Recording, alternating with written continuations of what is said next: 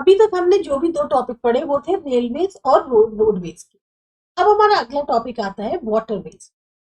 सबसे बड़ा जो एडवांटेज है वाटरवेज का रोड और रेलवेज के मुकाबले वो ये है कि इसको जो है वाटरवेज को मेंटेनेंस की जरूरत नहीं होती। वाटरवेज सबसे चीपेस्ट मीन्स माने गए हैं ट्रांसपोर्ट के। और मेजर रिक्वायरमेंट जो वाटरवेज की है वो कहां पर होती है? Port facility. अब वाटरवेज को हम डिवाइड कितने पार्ट में कर सकते हैं? दो पार्ट में। एक होते हैं इनलैंड वाटरवेज और एक होते हैं ओशियानिक वाटरवेज। सबसे पहले देखते हैं इनलैंड वाटरवेज क्या होते हैं। जो वाटर बॉर्न ट्रैफिक है कंट्री का, यानी कि पानी के अंदर जो जहाज वगैरह चलते हैं या जो भी क्या कहते हैं आपके शिप्स चलते हैं, जो भी आपकी बोट्स चलती हैं इनलैंड एरियाज में या कोस्ट बेस्ड जो होती है रिवर्स कैनाल्स लेक्स में, उनको कहते हैं हम इनलैंड वाटरवे।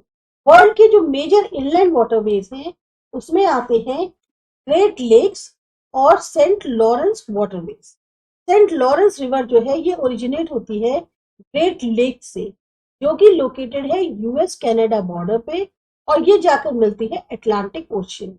इनको जो है जोड़ा गया है ताकि वर्ल्ड का लार्जेस्ट वाटरवे प्रोवाइड किया जा सके।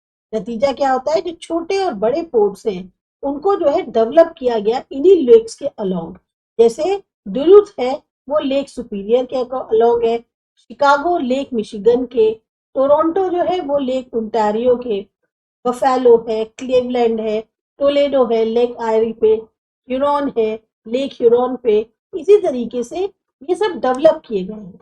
तो जो बड़े बड़े ओशियन लाइनर्स हैं वो काफी इंटीरियर तक पहुंच सकते हैं कॉन्टिनेंट के, लगभग साउथ ऑफ क्यूबेक तक, इस सेंट लॉरेंस की मदद से। इसने काफी कंट्रीब्यूट किया है इंडस्ट्रियल और इकोनॉमिक डेवलपमेंट में इस रीजन के। दूसरा आता है मिसिसिपी वाटरवे। मिसिसिपी और उसकी जो ट्रिब्यूटरीज हैं, धाराएं जो है, सप्लीमेंट करती है कैनाल्स से और ये प्रोवाइड करती है waterways up to Gulf of Mexico तक। जो कैनाल्स हैं अलोंग सी कोस्ट, साथ साथ इनके कुछ रिवर्स हैं, वो मदद करती हैं एस्टैब्लिश करने में कॉन्टैक्ट अटलांटिक कोस्ट के साथ। जो भी जहाज से लदे हुए होते हैं वो आ जा सकते हैं मिनियापोलिस से इस रूट की मदद से, यानी अप टू मिनियापोलिस पहुंच सकते हैं इस रूट की मदद से। वेस्टर्न और सेंट्रल यूरोपियन वाटरवे, ये वाटरवे बहुत महत्वपूर्ण है इंडस्ट्रियल डेवलप्ड रीजन्स में, खास तौर से वेस्टर्न और सेंट्रल यूरोप। अब कुछ नदियां हैं जैसे सेनी, राइन और एल्ब, ये सब बह रही है नॉर्दर्न प्लेन्स ऑफ यूरोप और पहुंचती कहाँ है? नॉर्थ सी तक। ये रिवर्स अपनी ट्रिब्यूटरीज के अलोंग बहुत ही इंपॉर्टेंट वाटरवेज बनाती है। वोल्गा वाटरवेज, जो रिवर्स हैं ईस्ट यूरोप की, वोल्गा, डॉन, डेनिपर, ये सब जो है, या नाइपर जो है, ये सब एक वास्ट ड्रेनेज पैटर्न बनाती है। आप रशियन कैपिटल जो मॉस्को है वहां तक पहुंच सकते हैं वोल्गा मॉस्को कैनाल की मदद से। कुछ और रिवर्स है रशिया की, यानेसे और लेना, ये ड्रेन करती हैं खास तौर से जो स्पेशली बहुत ही कम पॉपुलेटेड एरियाज है वहां से, और इसी वजह से ये उतनी ज्यादा महत्वपूर्ण नहीं है। पराना पैराग्वे वाटरवे, तो वाटर्स है पराना पैराग्वे रिवर सिस्टम के, वो टाइडल माउथ जो रियो दी ला प्लाटा है वहां से फ्लो करते हैं अटलांटिक ओशियन में। पराना रिवर नेविगेबल है सेंटा फे तक, जबकि पैराग्वे रिवर जो है वो नेविगेबल है असेंशन तक। इसके अलावा अमेज़न जो है साउथ अमेरिका का, वांगहो, चैंगजियांग और सिकीकैंग, ये जो चाइना की हैं, या गंगा जो इंडिया की है, ये सब बहुत ही यूजफुल है एज वाटरवेज। अब देखते हैं इंडिया के वाटरवेज जो है वो कौन कौन से।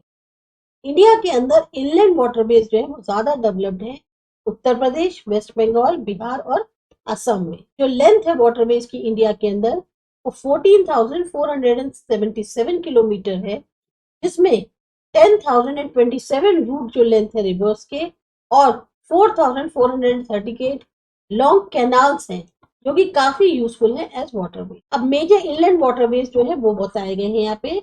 सबसे पहले देखते हैं नेशनल वाटरवे नंबर 1, गंगा में। वाटर ट्रांसपोर्ट जो है वो कैरी किया जाता है हल्दिया से इलाहाबाद तक, लगभग 1620 किलोमीटर लंबा। वाटरवे नंबर 2 जो नेशनल है वो है ब्रह्मपुत्र का। ये बहुत यूजफुल है धुबरी से नादिया तक, 891 किलोमीटर। थर्ड में आता है 250 किलोमीटर लॉन्ग उद्योग मंडल कनाडा कैनाल केरला के अंदर, और चंपाकर और कोटापट्टनम कैनाल्स जो कि वाटरवेज प्रोवाइड करते हैं। फिर आता है फोर्थ नंबर पे 1028 किलोमीटर लंबा वाटरवे गोदावरी और कृष्णा नदी का, जो कि बेस्ड है काकीनाडा और पुडुचेरी कैनाल्स और कालुवेली लेक पर। फिफ्थ वाटरवे जो है तालचे धामरा कैनाल है, काबटिया धामरा वाटरवे ब्रह्मानी रिवर ओडिशा का, इसकी लेंथ लगभग 585 किलोमीटर है। तो ये जो है आपके इनलैंड वाटरवेज थे। अब देखते हैं ओशियानिक वाटरवे। ओशियानिक वाटरवेज भी सबसे चीपेस्ट मीन्स है ट्रांसपोर्ट के गुड्स के लिए और पैसेंजर्स के लिए, क्योंकि ओशियंस जो है वो इंटरकनेक्टेड होते हैं और जो शिप्स है अलग अलग साइजेस के वो आसानी से इनके सतह पे चल सकते हैं। कोई भी कंट्री इस्तेमाल कर सकती है ओशियानिक वाटरवेज को। बहुत कम एनर्जी की जरूरत होती है बाकी और मीन्स के मुकाबले, इसीलिए ट्रांसपोर्ट जो है इन चीजों का बहुत आसान हो जाता है।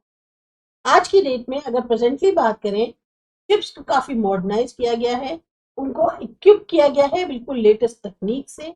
इसमें आते हैं रडार, वायरलेस और रिमोट सेंसिंग, जो कि बेस्ड है नेविगेशन इक्विपमेंट पे। आप यहाँ देख सकते हैं ये आपको ओशियानिक रूट्स दिखाए गए हैं वर्ल्ड के। सबसे पहले आता है नॉर्थ अटलांटिक रूट। ये जो ओशियानिक रूट है ये कनेक्ट करता है कनाडा और यूएसए के साथ वेस्टर्न यूरोप के साथ, जो कि बहुत ही बिजी और इम्पोर्टेंट वाटरवे।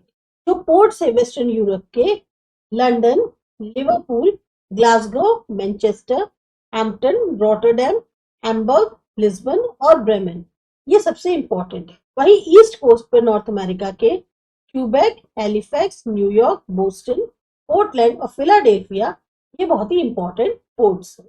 इस रूट से कनाडा के लिए जो है वो कौन कौन सी चीजें एक्सपोर्ट करी जा सकती है, clothes, chemicals, machine, steels, chemical fertilisers, ये कनाडा जब एक्सपोर्ट की जाती हैं। और यूएसए शिप्स जो है वो अपनी रिटर्न जर्नी पर क्या लेके आते हैं, wheat, pulp, copper, iron and steel Europe के अंदर। स्विस कैनाल रूट, मेडिटेरियन सी और इंडियन ओशन रूट जो है ये लिंक किए गए हैं इंडस्ट्रियलाइज कंट्रीज जो यूरोप की हैं उनसे। मेडिटेरियन सी, रेड सी और जिसमें ईस्ट अफ्रीका, साउथ एशिया और साउथ ईस्ट एशिया जो है वो सब इनमें जोड़े गए हैं। ये जो ओशियानिक रूट है कनेक्ट करता है यूरोप को एशिया से और ऑस्ट्रेलिया से। इंपॉर्टेंट पोर्ट्स जो इस रूट के लॉन्ग आते हैं वो Port Said, Aden, Mumbai, Kochi, Colombo और सिंगापुर। जो वाटरवेज डेवलप किए गए हैं मैन के द्वारा जो कनेक्ट करते हैं सी और ओशियन को वो कहलाते हैं कैनाल्स। सबसे पहले देखते हैं स्विस कैनाल। ये कैनाल को कंस्ट्रक्ट किया गया था ताकि कनेक्ट किया जा सके मेडिटेरियन सी और रेड सी। क्रेडिट जो कंस्ट्रक्शन का है इस कैनाल का वो जाता है French engineer Ferdinand de Lesseps को। तो कंप्लीट किया गया था 1869 में। इस कैनाल के खुलने की वजह से जो डिस्टेंस था वेस्टर्न यूरोप और साउथ ईस्ट यूरोपियन कंट्रीज के वो लगभग आधा हो गया। पोर्ट सेट जो है वो सिचुएटेड है नॉर्थ पे और स्विस पोर्ट जो है वो साउथ पर सिचुएटेड है कैनाल के। नेक्स्ट आता है Cape of Good Hope route. Cape of Good Hope route जो एक बहुत ही इंपॉर्टेंट ओशियन रूट है।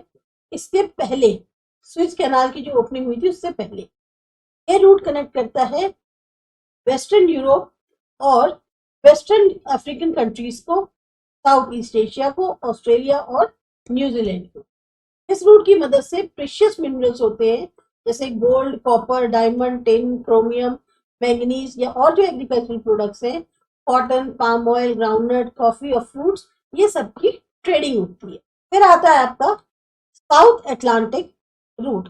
ये जो ओशियानिक रूट है ये कनेक्ट करता है कंट्रीज वेस्टर्न यूरोप की और वेस्टर्न अफ्रीका की पोर्ट से ब्राजील, अर्जेंटीना और यूरुग्वे के। ये जो रूट है ये बहुत इंपॉर्टेंट इसलिए नहीं है, जो कंट्रीज आती हैं अफ्रीकन कोस्ट पर या साउथ अमेरिकन कोस्ट पे वहां की पॉपुलेशन बहुत कम है, बहुत ज्यादा हाईली डेवलप्ड भी नहीं है। अगर आर्थिक तौर पे कहें सिर्फ साउथ ईस्ट ब्राजील और कुछ हिस्से जो साउथ अफ्रीका के हैं वो बहुत ज्यादा डेवलप्ड है इंडस्ट्री। जितने भी ट्रेड हैं वो इतने इंपॉर्टेंट नहीं है सेंट्रल ईस्ट वेस्ट रूट के, जो कि रियो दी जेनेरियो और केप टाउन के बीच में आता है। कि कंट्रीज दोनों की ही साउथ अमेरिका और अफ्रीका के सिमिलर रिसोर्सेज और उनके प्रोडक्ट्स हैं। कॉफी और कोकोआ ब्राजील से, वीट, मीट, वूल और जूट अर्जेंटीना से ये एक्सपोर्ट किए जाते हैं इंडस्ट्रियलाइज रीजन में नॉर्थ अमेरिका और यूरोप के। फिनिश्ड गुड्स और सेमी फिनिश्ड गुड्स फिर बदले में इंपोर्ट किए जाते हैं। अब आता है नॉर्थ पैसिफिक ओशियन रूट। ये रूट कनेक्ट करता है पोर्ट्स को west coast of North America के, जैसे कि वैंकूवर, पोर्टलैंड, सैन फ्रांसिस्को, और जोड़ता किससे है ports of east Asia, Yokohama, Kobe, Shanghai, Hong Kong, Manila और सिंगापुर। बहुत सारे ओशियन रूट्स हैं जो कि पास होते हैं नॉर्थ पैसिफिक ओशियन। सारे रूट्स मिलते कहाँ पर हैं? होनोलुलु में। अब इंडस्ट्रियल प्रोडक्ट्स जैसे कि क्लोथ्स और इलेक्ट्रिकल अप्लायंसेस एक्सपोर्ट होते हैं एशियन कंट्रीज से, जैसे कि जापान, हांगकांग, साउथ कोरिया और ताइवान से। Rubber, coconut, sugar, tea, silk, tobacco, toys, ये सब एक्सपोर्ट होते हैं साउथ ईस्ट एशिया। जबकि fruits, meat, milk products, wheat, pulp, crude oil, mineral, ये सब एक्सपोर्ट होते हैं कंट्रीज से नॉर्थ अमेरिका के एशियन कंट्रीज के। फिर आते हैं साउथ पैसिफिक ओशियन रूट पे। ये जोड़ता है नॉर्थ अमेरिका और साउथ अमेरिका को ऑस्ट्रेलिया और न्यूजीलैंड से। ये कनेक्ट करता है जो बहुत ही बिखरे हुए पैसिफिक आइलैंड्स हैं उनको पनामा कनाल से। शिप्स जो हैं वो यहाँ से हांगकांग, फिलीपींस, इंडोनेशिया भी जा सकते हैं इस रूट के माध्यम से। शिपमेंट जो व्हीट की है, मीट, वूल, फ्रूट्स, मिल्क प्रोडक्ट्स या इंडस्ट्रियल प्रोडक्ट्स जो है वो इसी रूट के माध्यम से होती है। जो डिस्टेंस है पनामा और सिडनी के बीच का वो लगभग 12,000 किलोमीटर। अब देखते हैं पनामा कैनाल। ये जो कैनाल है इसको कंस्ट्रक्ट किया गया है नॉर्थ और साउथ अमेरिका के बीच में अक्रॉस पनामा कंट्री।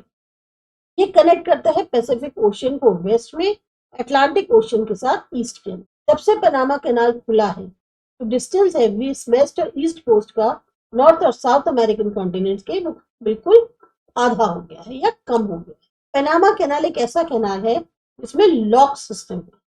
इसमें जो है शिप्स को उठाया जा सकता है या नीचे किया जा सकता है। शिप्स को लगभग 7 से 8 घंटे लगते हैं इस कैनाल से पास होने में।